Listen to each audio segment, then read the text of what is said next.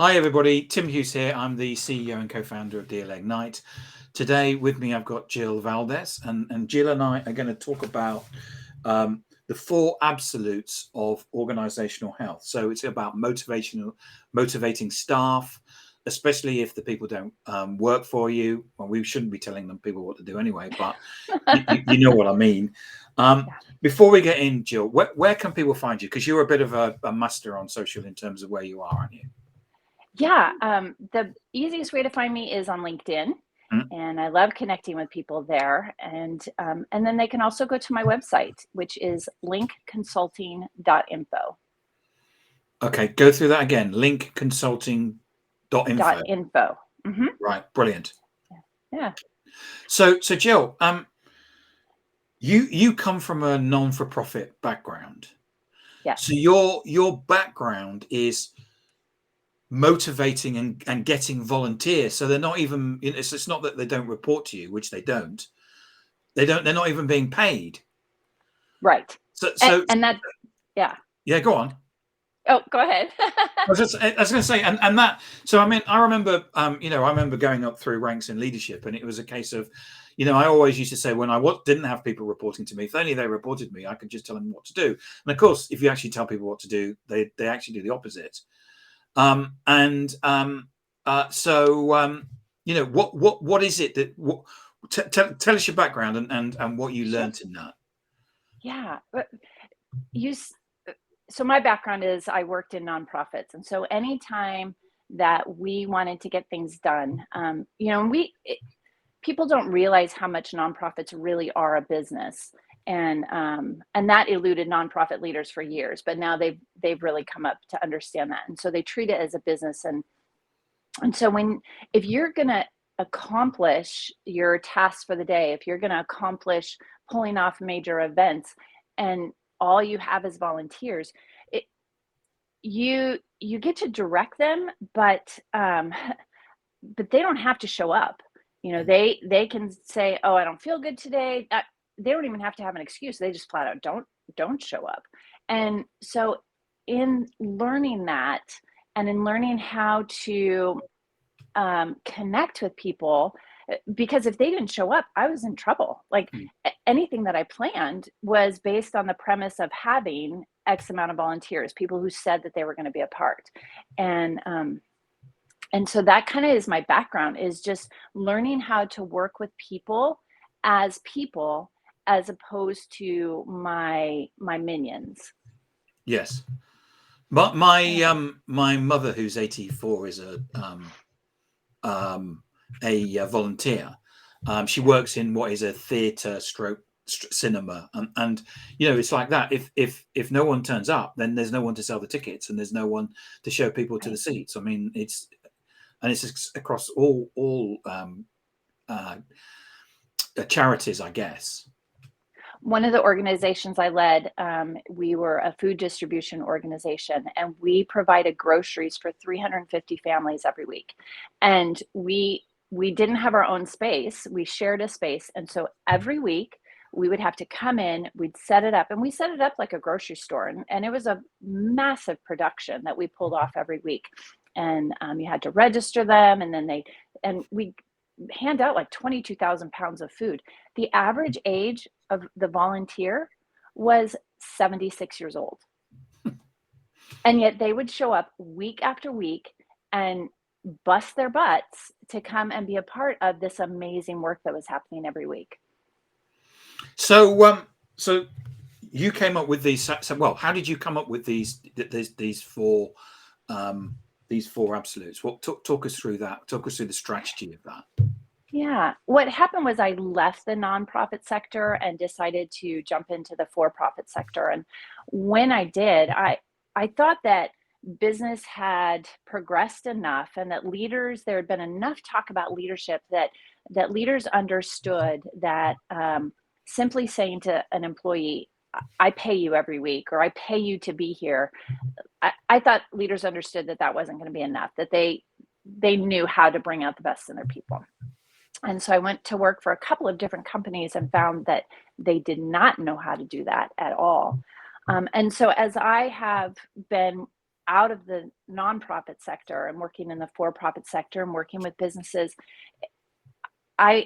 what I was thinking was intuitive to leaders, and found that they didn't understand it, then that kind of led me to put together these 4 absolutes, so that then they could say, okay, these are the steps that I need to take. This is how I bring out the best in my people. This is how I make my organization not only successful, not only making money, but also this amazing place to work where employees love to come. They love to bring their best. And it's an atmosphere of celebration of the great work that we're doing. And so that's how I came up with the 4 absolutes. Is what is it? What are the absolutes? Because everybody talks about employee engagement. That's been a big buzz term for the last 5 years.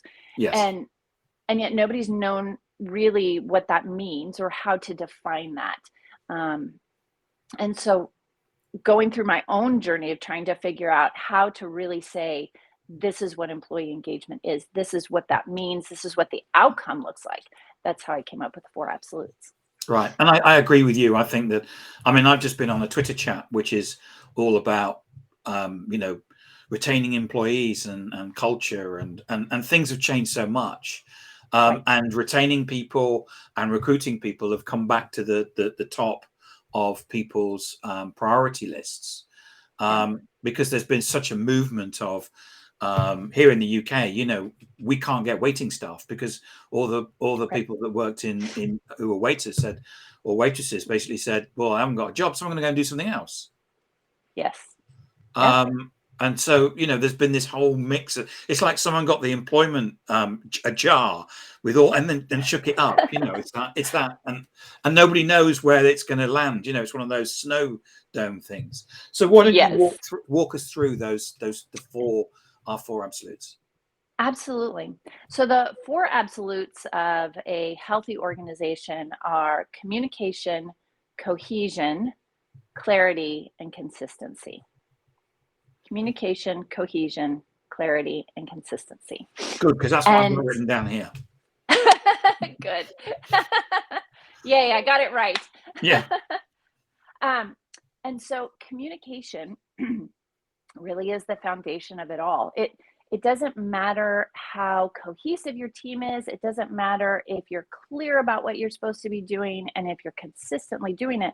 If nobody's talking about it, if the messages, and not in a marketing, advertising, messaging kind of way, but in interacting with each other and in interacting with clients. But if there's no communication taking place, then all the rest of it is just kind of out there, and still everybody is doing kind of their own thing.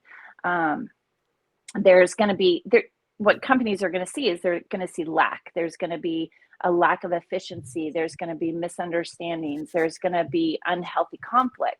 So communication really is the core piece. And what I teach people is that we communicate based on our personality.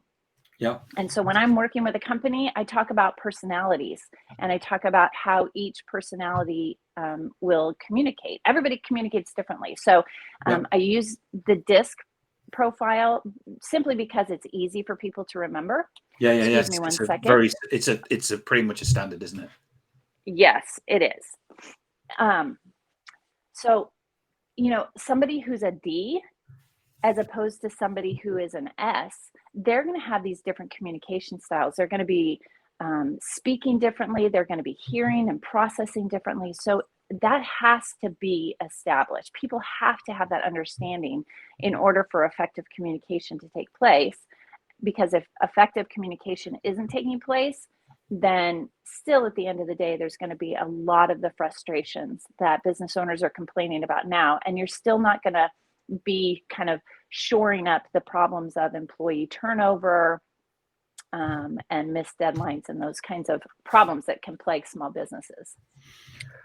And I think that the one of the things that I know happens with communication is that I say something and you hear something different. Right. And I remember it was one of the first board meetings I went when I set up DLA Ignite. Our chairperson said what he called psychological contracts, which is where I may say in an interview, if you work really hard, we'll give you promotion. But your definition of working hard and my definition of working hard is different. Exactly. Yeah. I had a friend. She was actually a friend of mine, and I had posted on Facebook about what I do and about communication. And she calls me up and she's like, "Jill, you have to come and work with me. You have to come and work with my team." And she went on and on about how awful her team was and how frustrated she was and blah, blah, blah. So the first thing I did was the communication workshop. And after they took the DISC profile, it became very clear what the problem was. And the problem was is that you had one person who was a very high D, so super driven, super task oriented, doesn't care about the fluff of life. And then the rest of the team were all S's and C's. So they were slow moving, they cared about each other, they were about the people. And all of a sudden, like I was a little concerned because I knew that I was going to have this conversation with her, like, some of the problem is you. And all of a sudden she looks at me and because she was a high D, and Yeah. and she was frustrated that her team wanted to come in on Monday mornings and talk about what they did on their weekend, and she's like, I just wanted them to get to work.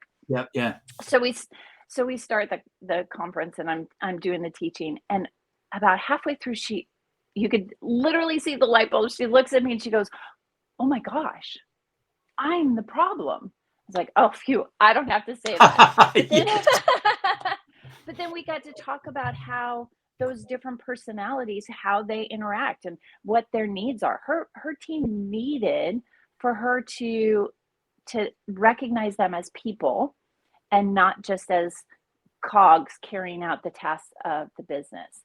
And conversely, they needed to understand that she was very driven and she focused on task, and it wasn't because she was a mean person. She wasn't a hag.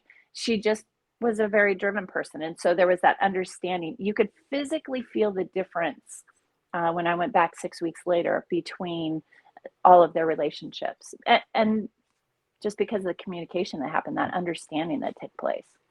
So what about the next one, cohesion? Cohesion comes from having a team that works really well together. Taking from Patrick Lencioni's book, The 5 Dysfunctions of a Team, a cohesive team knows how to work together. And that in a small business, there's going to be a leadership team. There's going to be that higher up level that kind of oversees everything, but there's still going to be a requirement of cohesion for everybody. And so cohesive teams, they trust each other. Again, that goes back to communication as being foundational, but they're going to trust each other. They're going to trust each other that each person is there looking out for the best of the company, which means that they're looking out for the best for each other. They're not going to be afraid of conflict. And again, organizations, they tend to shy away from that because conflict in their mind is, oh my gosh, something's wrong. And conflict, and Lencioni talks about this, conflict just means that you are working towards solutions to find what's going to be best for the company. Yeah. Conflict doesn't have to be a bad thing. Where conflict gets really bad is when it becomes personal. But conflict doesn't even have to become personal. Conflict can be very, very healthy. And so a cohesive team knows how to have that. A cohesive team knows about accountability. Again, that most of our world have the personality to where they're very adverse to conflict and they're very adverse to holding people accountable, because, and especially now in today's day and age, like I think that leaders and small business owners are kind of feeling held hostage a little bit, in that if they hold somebody accountable, that person's just going to up and quit. Well, if they up and quit because you're holding them accountable, you don't want them on your team anyway, because they're not doing you a service. They're going to constantly be that thing in your organization that keeps you from growing, that keeps you from being the best that you could possibly be. And I think as a leader, I know it's actually quite difficult to you want conflict, because otherwise you get just like an echo chamber of people just agreeing, and you don't get the innovation. And today you have to get innovation. Oh yeah. Oh, if you're not innovating, you're dead. Like, look at Toys R Us. Toys R Us was this company people figured was going to be around forever. And it's not that toys have gone away. It's not that people don't go into stores and buy toys. I mean, none of that has changed, but Toys R Us did not transform and keep innovating, and in doing that, they've now become obsolete, which is so crazy. Well, yes. I mean, I heard on the news that Walmart are going to go into the metaverse, and maybe that's Yeah, maybe that's about the innovation of right. them saying, well, we don't, they actually do all this a load of stuff on the blockchain, so why not the metaverse? But that's a business, a big business that's actually innovating. Right. Yeah. And small businesses can be innovative as well. Um, they just because they're small doesn't mean that they can't think big and that they can't dream big and that they can't think of, I mean, every company started out as a small business. Apple started out in the garage. Microsoft started out tiny. Like, all of them started out as just this small little thing that grew. Um, but that So comes from also being surrounded by people that you can trust, mm, who are not going to be afraid to challenge the status quo. They're not going to be afraid to say that's a bad idea, or have you thought about this? And not afraid to say, hey, we had this idea, we were working towards this, where are you at on that project, and what has kept you from being further or being where you said you were going to be? mm. That's cohesion. So good cohesion. So clarity. Clarity comes from understanding really what you're about. There's so many business owners that I see that simply assume that the rest of their team knows really what the business is about, that somehow through osmosis that the employees have gathered all of what's in the small business owner's mind, and that they know where things are going. And again, that goes, it affects communication, it affects cohesion. So if you don't have clarity, if everyone doesn't have clarity, and it starts with the top, of knowing who you are, what you want to be known for, and where you're going, um, and and knowing your why. Simon Sinek made that very, very popular, of knowing your why. But if you don't know your why, and your why can't simply just be just to make money, there Yeah. has to be a purpose of what you're doing. Otherwise, your employees, you're going to see that disconnect, because they're not going to be able to connect their heart and their passion with your why. It's one of the things I teach, like when businesses are hiring, if they don't know what their core values are, how can they look at a candidate and say, oh, this person's going to fit really great in our organization. They're going to fit so well in our culture. They can't say that because they don't know if there's an alignment of core values. Or a candidate who's looking at coming onto a company, they can't look at that company and go, oh, that's what that company is about. This is what drives them. This is who they want to be. This is who they want to attract. I'm that person, and I'm going to fit well there. So Yeah, that's the I was importance of given some clarity. advice. I was given some advice about core values once, which was that, I asked the question. So when things go wrong, what do you do? And they said, well, the core values are the things that you actually reach for, and the core Wow. values are the things that you actually hang on to weather the storm. Would you Yeah. agree with that, or?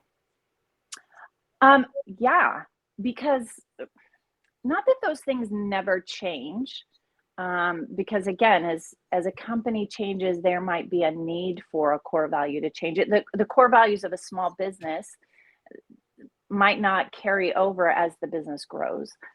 Um, but if you're super, super lost, if you're lost as an organization, that's one of the first places you can go back to, is say, remember, this is the core values define who you are. And so you can go back to that and say, "Ah, remember, this is who we said that we wanted to be. This is the things that we wanted to bring to our world."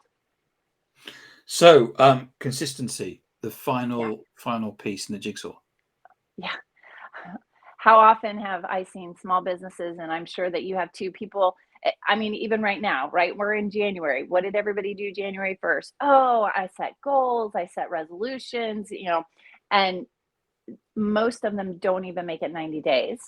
I think the statistic is like 82% of people do not, 90 days later, are not even thinking about what they said on January 1st that they wanted to do. And so the consistency comes from revisiting your goals, revisiting your core values, revisiting your communication, revisiting all that you've learned and taught each other, and saying, oh yeah, it's making sure that you're not getting off. Because I read somewhere that if a boat is just 1 degree off, that, by the time 90 days goes by, they could be a good 12 to 30% off of what was supposed to be their route. And it's easy for companies to do that. So that's the consistency, is going back and reminding yourself and reminding your people. It's not enough to just keep it all in your head, or even just to keep it all within the leadership team. That's part of what made that organization that I was leading successful, is every week I would remind the volunteers, this is who we are. This is why we're doing it. I would tell a story about somebody who had benefited from the work that we were doing the week before, and tell a story highlighting a volunteer. It's with that consistent reminder of why we're doing what we're doing, the how of what we're doing, and what we see as the outcome, that keeps people on board and keeps them engaged. Jill, thank you so much. The 20 minutes goes very, very quickly. I think that's fantastic. It does. I mean, the 4 absolutes of organizational health: communication, cohesion, clarity, and consistency. Fantastic. Where can people find you? Remind people about your LinkedIn and your website. Yeah, for sure. Come and find me on LinkedIn. Let me know that you saw me on this in our conversation. And then you can go to my website, linkconsulting.info. I actually have a free gift. If you go to the website, at the top in the banner, it'll say bringing out the best in your people. I have a free guide on how you can bring out the best in your people. And, it is for the business owner, it's for the manager, but it's also for the family person. You can apply all those principles in your personal relationships as well as your business relationships. So linkconsulting.info. linkconsulting.info. And thanks for all the for Damon, Mike, Yes. John, and Bill, and all his students. Thank you for tuning in as well. Yeah, there's a great group of people out there in LinkedIn. I'm so blessed to be connected to them. Thanks, Jill. Thanks. Bye. Thank you. Bye-bye.